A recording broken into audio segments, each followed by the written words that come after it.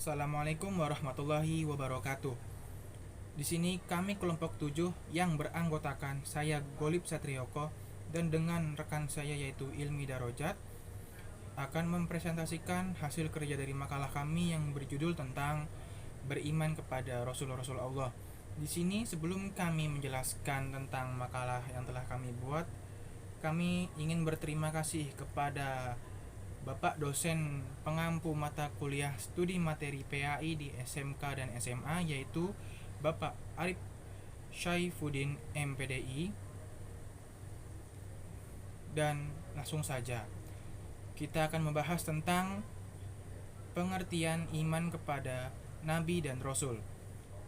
Iman berasal dari bahasa Arab dengan kata dasar yaitu amana yu'minu imanan, yang artinya beriman atau percaya. Percaya dalam bahasa Indonesia artinya meyakini atau yakin bahwa sesuatu yang dipercaya itu memang benar atau nyata adanya.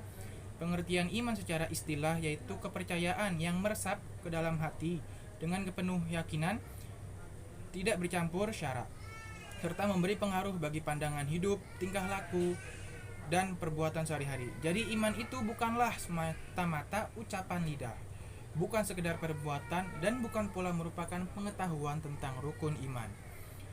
Dan selanjutnya yaitu tentang sifat-sifat Rasul Allah. Yang pertama adalah asyidik, yaitu Rasul selalu benar.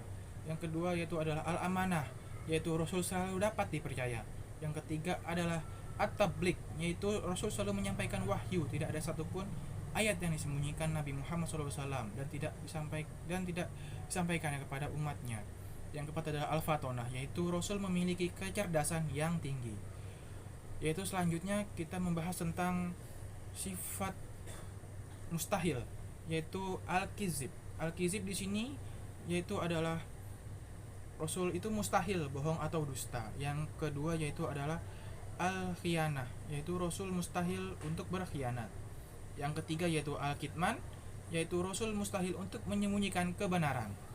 Dan yang keempat adalah al-badalah, yaitu Rasul mustahil bodoh. Yang selanjutnya yaitu sifat jais. Sifat jais bagi Rasul adalah sifat kemanusiaan, yaitu al-ardu wasyariyah.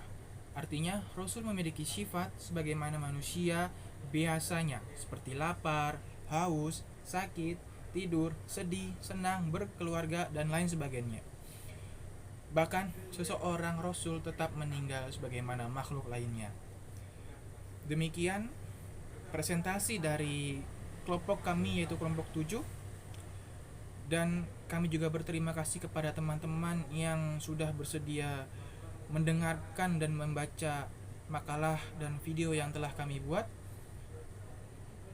Kami kelompok 7 mengucapkan mohon maaf apabila ada salah-salah kata dalam penyampaian. Wassalamualaikum warahmatullahi wabarakatuh. Baik, materi yang selanjutnya adalah tugas-tugas Nabi dan Rasul. Di antara tugas-tugas Nabi dan Rasul adalah sebagai berikut. Yang pertama yaitu menyampaikan dakwah. Para Rasul adalah utusan-utusan Allah Subhanahu wa Ta'ala pada hambanya. Tugas utamanya yaitu menyampaikan amanah yang mereka emban kepada hamba-hamba Allah Subhanahu wa Ta'ala. Tugas yang kedua yaitu mengajak manusia kepada tauhid, yaitu mengajak umatnya untuk mengesahkan Allah Subhanahu wa Ta'ala dan menjauhi perilaku musyrik atau menyekutukan Allah. Jadi, pada awal mula penciptaannya, manusia berada pada fitrah yang benar. Mereka hanya menyembah Allah Subhanahu wa Ta'ala dan tidak menyekutukannya dengan sesuatu apapun. Ketika mereka bercerai-berai dan berselisih, Allah mengutus para rasul untuk mengembalikan manusia ke jalan yang benar dan menyelamatkan mereka dari kesesatan. Tugas yang ketiga yaitu memberi kabar gembira kepada orang mukmin dan memberi peringatan kepada orang kafir. Dakwah Rasulullah SAW selalu disertai kabar gembira dan peringatan karena kuatnya kaitan antara dakwah para rasul juga janji gembira dan peringatan. Tugas yang keempat yaitu menunjukkan jalan yang lurus. Tugas Rasul bukan hanya sekedar menyampaikan dan menjelaskan kebenaran, namun mereka juga wajib mengajak manusia untuk menempuh jalan yang lurus. Tugas yang kelima yaitu membersihkan dan menyucikan jiwa manusia serta mengajarkan kepada mereka kitab dan hikmah. Allah Subhanahu wa Ta'ala Maha Pengasih terhadap hambanya.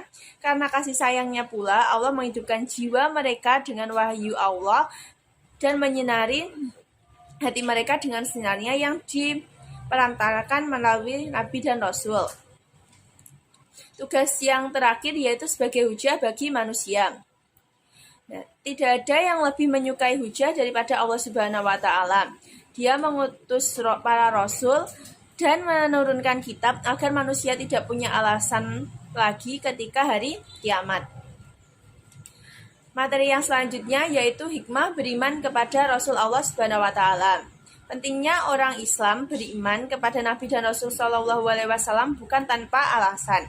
Selain karena diperintahkan oleh Allah, juga ada manfaat dan hikmah yang dapat diambil dari beriman kepada Rasul. Di antara manfaat dan hikmah beriman kepada Nabi dan Rasul diantaranya, yang pertama, makin sempurna imannya. Yang kedua, terdorong untuk menjadikan contoh dalam hidupnya.